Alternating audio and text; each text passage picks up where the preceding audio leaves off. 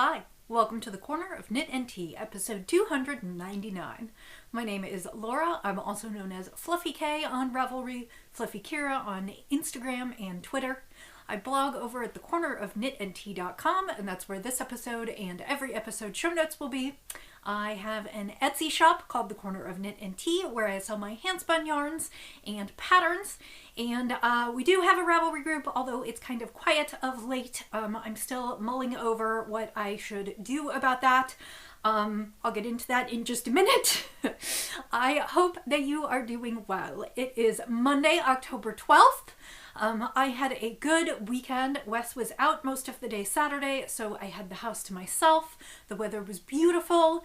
And then yesterday we went out walking for a little bit outdoors, and then we just hung out together yesterday afternoon and for the most part ignored our devices, computers, TV, and just chatted and hung out, and it was really nice. It was a refreshing way to finish the weekend and start yet another week. So let's talk about a few things I have been thinking about. The first is Ravelry. This is just really a thorny issue. So I am not at all pleased with what they have done regarding accessibility. Back in, I guess, May or June, they released a site upgrade, which was mostly a reskinning of the old site. And unfortunately, what they did in the process was create some issues with people using the site. There are quite a few people who are having serious side effects to using the site, including migraines, seizures, and even I noticed that it was uncomfortable to read in its new form. Unfortunately, Ravelry has not responded terribly well. I would say they've responded poorly. They have given some lip service to trying to change things. In general, what they have been doing is they have made some changes, but they have not gotten an accessibility expert in to talk to them about what exactly it is about their site that's causing these issues and how they can change it.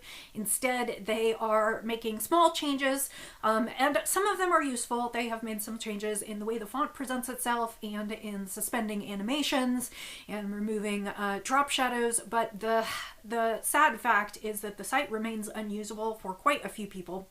And in the last week or two, Ravelry announced that they are, well, okay, to go back a step, in the process, Ravelry has sort of made available the classic look to those who wish to use it. I understand that there still are some differences between classic Ravelry and what we've been calling new Ravelry. And so it still is making it difficult for many people to use. I am one of the people who finds it, I have no side effects, but I find it uncomfortable to use in new Ravelry, so I have been using the classic Ravelry format since the new Ravelry debuted. And unfortunately, they have now announced that at the end of March, they are going to be sunsetting that portion of Ravelry, and classic will no longer be available. So I am still trying to decide what to do with Ravelry sort of as a whole. As a designer, I suspect I will never, well, okay, I wear several hats. I suspect I will never delete my Ravelry account. That is because as a designer, I like the ability to have some control over the way my patterns are listed in their database. And also because as part of my regular day job, which is to do marketing for companies, many of them choose to employ Ravelry because Ravelry is still there just isn't anything quite like Ravelry. And while I am definitely against their behavior of late, and I do not want to continue to monetarily support a site that does not ensure safe access for everyone. The problem is that there's no site out there that is quite as comprehensive as Ravelry. And I mean in particular in terms of amassing a database of patterns and the ability to search it as you're wanting to look for new projects to see what new patterns are out there. There is no other real aggregator. So I have made my patterns, my personal choice is to make my patterns available off Ravelry as well. They are available in my Etsy store as well as on Lovecrafts. And I have dabbled with the idea of maybe starting my own website commerce system to sell patterns on my website. So that is sort of where I am on kind of all those fronts. As a personal user, I have been making an attempt to purchase patterns off Ravelry where possible, but sometimes for some of my sample knits, I end up purchasing patterns through Ravelry because it is what exists right now. And I haven't gotten any real good options for taking the group off of Ravelry and doing group knit-alongs or create-alongs because everybody uses something different. I floated the idea of Facebook. Of course, I have all kinds of issues with Facebook as well. Several people told me they don't use Facebook at all, so that would be an issue. I could go to an entirely new platform. I know that there are some people out there who are using new platforms, Discord and various other platforms. I still haven't decided what I think the best thing for us to do is. We are a relatively small group. I don't have a lot of patterns for sale, and so sort of trying to figure out where to host is kind of a critical mass issue. So that is why I still have not discussed my plan forward, because I'm still sort of fumbling for what I see as my plan forward. And I keep, I guess, hoping for another site to present itself that might offer enough of the features that I think would make it a do for jumping. So I don't mean to say that I'm just kicking the can down the road. I know that we do have in November and December, I will be hosting the gift along. I just have not decided how the best way to host that is. And my gift along is basically you craft something that is for someone other than yourself. So if you are making holiday gifts, great. If you're making birthday gifts, whatever you want, as long as it's not for you. And anything that you are producing between November 1st and December 31st is eligible to be entered, and I do prize draws, and that will be sort of the trying to figure out how to host that will be the thorny issue. And I don't know, I mean, I'm thinking about whether or not we could just host it on social media, on Instagram as well, or if I could have you submit your projects to me as you complete them so that I can keep a spreadsheet. I really haven't figured it out. And the piece that's missing is where we all get to see each other's projects as part of a community. And so I just haven't figured that out yet. So that was kind of a long-winded discussion about Ravelry, but I just thought I would talk about that and leave that there. There was something else that I was going to talk about that was an issue, and I can't remember what. So we'll see what happens going through the podcast. So today I am drinking a fall tea. It is called Spice Market. It is from my local tea shop. They bring it out each fall, and it is a black tea with all kinds of mulling spices. That is one of my favorites, and I am drinking it in a pottery mug that I love. I got this at... This is, Always Azul Pottery. I got this at the Renaissance Festival that comes around here every year. It's been a few years since we've gone, but that's where I purchased this. So that is delicious and lovely. So, you know, it's interesting. I have a huge tea collection. And lately I have been getting into the habit, now that it's much cooler again, I have been getting into the habit of having a cup of tea before bed. But unfortunately, one of the side effects of aging, isn't it lovely, is that I can't have caffeine in the evenings right before I go to bed, or else I can't sleep. And I've noticed a sleep disturbance when I do. So I try and cut my caffeine off mid-afternoon, and then I switch to decaf. And I'm running out of decaf teas. So I think I'm going to need to order more herbals and fruit tisans and also some decaf teas, because I'm running through my decaf stash pretty quickly, and then I've still got my black tea stash, but I just don't want to drink that right before bed. So let's move on to the knits. I don't have a ton to show you this week. I admit that through most of the week I was trying to crank out that sample that I cannot show you. It is done. It is off the needles. It is blocking. So from now on, I can show you all the things that I'm working on, and I kind of grabbed a million things in between. And so I have little bits started on various things.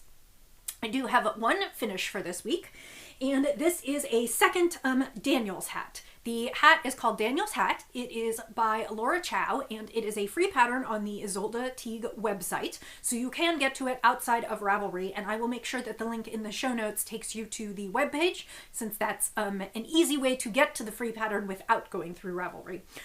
So this is Daniel's hat. It is a ribbed and brioche hat. It's got a ribbed border at the bottom, and then it is one color brioche, and then it's got a really nice crown. It's kind of 3 points, 3 areas of decrease, and then on this one I went ahead and added a pom-pom.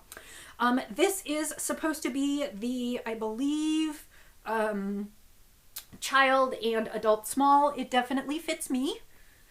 So, and you can pull the ribbing brim down around your ears. So it is a night-sized hat. I am donating these to Sooner Success, which is a nonprofit charity that supports children and families of children with disabilities. And the yarn shop that I am working with is one of my clients, Sealed with a Kiss. They are in Guthrie, Oklahoma. And so I'm going to send this one and the little orange one that I made off to them. This took about 3/4 of it, well, a little more than 3/4 of a skein of Cascade Heritage. I used it doubled. I discussed last week that I don't like supporting Cascade yarns, but it was in my stash from a friend, and so I would like to see the yarn do some good. So this is the hat that I made. I really, really like this hat pattern, although I have found out that I find 1 color brioche actually to be more challenging than 2 color brioche.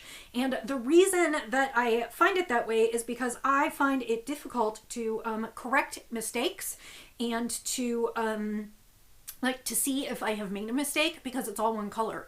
Usually in the 2 color, there is such a pattern in the brioche that I can tell immediately if I have done something wrong. And when I'm correcting the mistake, I know exactly which loops to pull. The problem is that when it's all the same color, I have to spend more time figuring out which loops are which and which belong to which side of the fabric and how best to fix mistakes. And so particularly when I was doing this and holding the yarn doubled, if I missed a strand, it was really difficult to figure out where to pull it back from. And if I had to drop stitches and then pick them back up, it was more difficult than 2 color brioche. That said, I really do like the pattern, and I may knit more of them, I don't know, but it was kind of a fun knit, and so that one is done. And I had hoped to get a 3rd hat done, and I just didn't make it because I have so many other commitments. So I think I'm just going to go ahead and send these 2 off, because they distribute hats for Halloween instead of candy.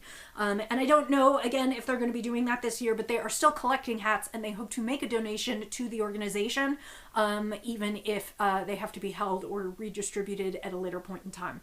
So I am going to get an envelope going and get those mailed out today, or tomorrow probably, and so I wanted to show that to you, and I will take pictures of it before those go out. So that is the only thing I have finished this week. Let's talk about works in progress. I did show you last week just a very, very tiny portion of a sock for my dad, and I have been leaving it next to my computer and working on it on calls, and so it hasn't gotten a ton of progress, but I am basically through the heel and onto the gusset heel flap. So this is Barocco Comfort Sock. I cannot remember the colorway, but it is in blues and grays, and then it's got these stripes of yellow and green. It is a 100% non-wool sock yarn. It is, I believe, acrylic and nylon. My father is allergic to wool. I have tried various wools with him, merinos, all kinds of things. We've tried alpaca, we've tried various things, and he just gets itchy. So I knit for him out of acrylic now, and he seems to like it, and it's also easy care, so I don't have to worry about what happens to it. So I knit him a pair of socks with Barocco Comfort Sock a while back, and he really liked them, so I'm doing it again. So I am basically kind of making up my own pattern here. I am doing a 2x2 rib. I just decided to keep the 2x2 rib stretchy for the entire cuff, and then I did a slip stitch heel, and now I'm working on my my gusset decreases, not garter. And I'm going to keep the top of the sock in the 2x2 rib and the bottom of the sock in stockinette, just because I think a rib might not be completely comfortable to walk on, but that should be good for him. And it's actually fitting on my sock blocker, although it's quite a bit bigger than my sock. My dad does not have huge feet. I think his feet are a men's 9. I have it written down. So I have all the measurements. I will be knitting it longer in the foot. And I probably should have done a longer cuff, but I kind of just decided I wanted to move on and get through the heel so that I had something to show you.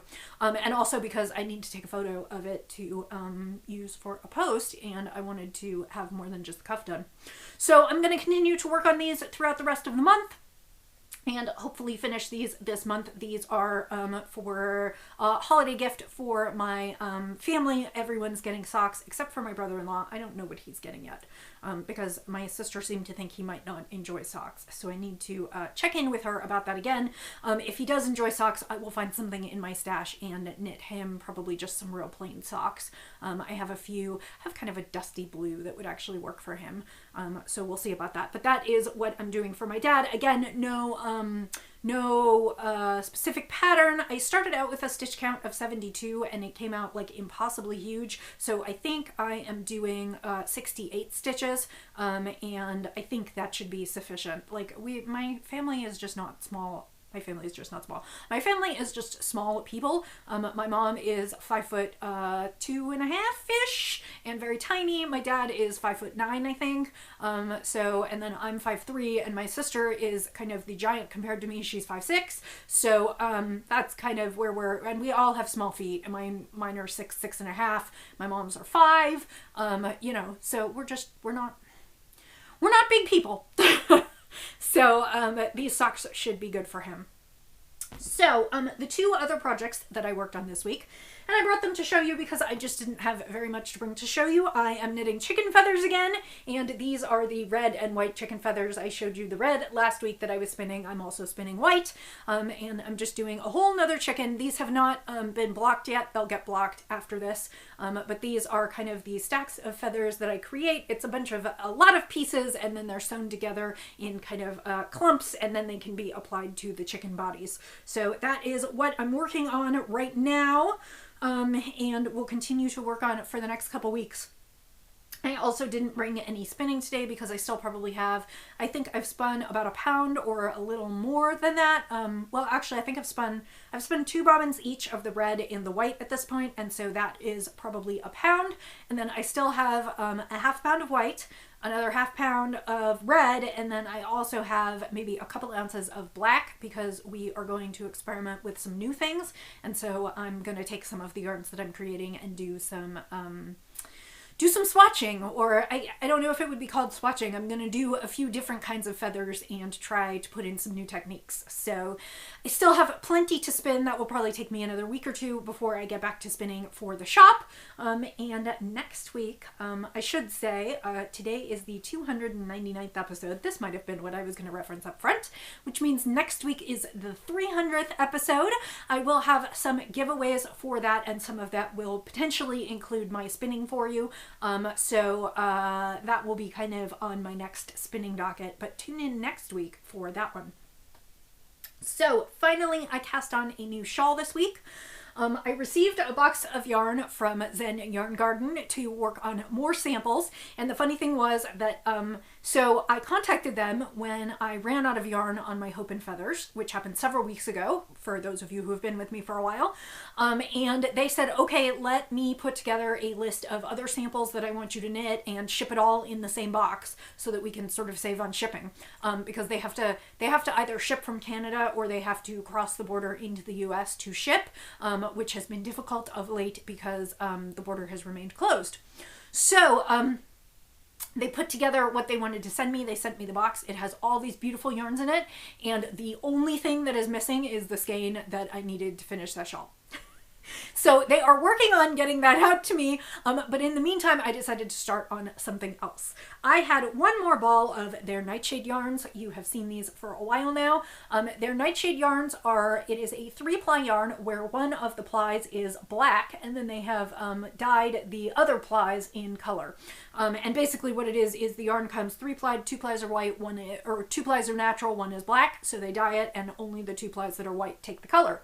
This is called Infusion, and it is a lovely blend of turquoise and purple, and it is just beautiful. I just had 1 skein of it. A lot of the other shawls that I've been doing have been 2 skeins, and I have been using some of their natural, but we just had 1, and so we went looking for a pattern, and we decided on Woolzia, which is a new shawl pattern by Amba, which is Amber O'Brien.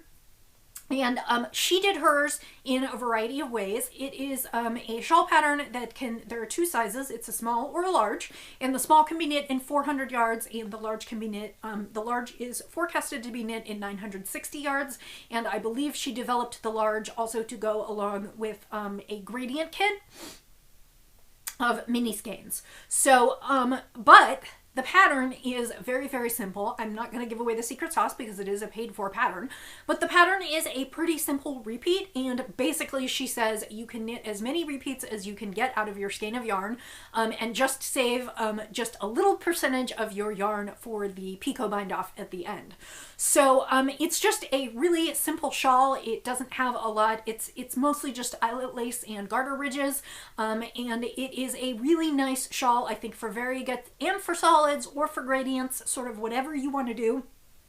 And it's really easily customizable to easily customizable to whatever length you have. So even if you have like an oversized sock skein at 500 yards or 550 yards, you could easily make one of these shawls with it and then just reserve enough to do the picot bind off. And she has some instructions on that in the shawl, which I won't give away. But so that is what I have been working on. I started this, I think earlier this week. I think maybe Tuesday night, and the shawl starts at a point and is asymmetrical and continues to grow, and as I said, it is kind of a simple garter and eyelet pattern. So the yarn can shine, the eyelets can shine, and it does look a little busy, but I don't think it takes too much away from it that we're using very good in this pattern. It is, like I said, something that's not going to compete with the yarn. So I would say I am maybe between a third and a halfway through my ball of yarn, and I am just continuing to knit this, and as I said, it's just a pattern that repeats in the center section, and I'm just going to keep going until I have enough yarn to do the picot bind off left, and then do the picot bind off. I expect that I should probably finish this week. It depends how much else I take up, but this is basically my main project right now, this and the chicken feathers. I will also be starting on some yarn for a design, so I need to cast that on and get started with that. I didn't bring it because I haven't started yet, and I've showed you the yarn once or twice now, so I will bring that and show you the next time once I have that started. It is not that it's a secret, it's just that I haven't done anything with it yet. So, and then the other thing that is still out there for me to cast on would be Miles' hat in the rainbow yarn, the rainbow striped yarn from White Birch Fiber Arts, and so I will be possibly winding that up and casting that on this week, and I still have the sleeves on my sweater. So I have lots of little things and lots of things that I should be doing, so I will be starting to sort of tackle some of those. As I said, I did not bring fiber, so that basically brings me to the end of this podcast. I hope that you are doing well. I am sorry that I have not had as much to show you as I would have liked in the last few weeks. I'm hoping to make some serious progress this week, and I don't know for sure. Well, maybe I'll have the Woolzia shawl finished, maybe. So I don't know if I'll have finished things, but hopefully I will have more of a variety of things to bring and show you next week. I hope you are navigating this week well. I know here in the US we are in a very short countdown to the election, and that means things are tense and uncertain, and every day it seems like there is a new crisis or a new something to take in and process and figure out how to handle, and I I wish you well. I wish you some moments of peace. You know, walk away from social media and the outside world if you need to. I realize that saying so is a privilege, but we all need to take a break to decompress and de-stress and relax, and then sort of rejoin anew and figure out the best path forward. And I hope that you are doing well. I hope that you and your family are healthy, that you are adjusting to whatever the new normal is, and that you are finding some solace and peace in your crafting. I wish you every happiness, and until I talk to you again, I will say happy knitting, happy spinning, happy sipping, and I'll see you next time. Bye.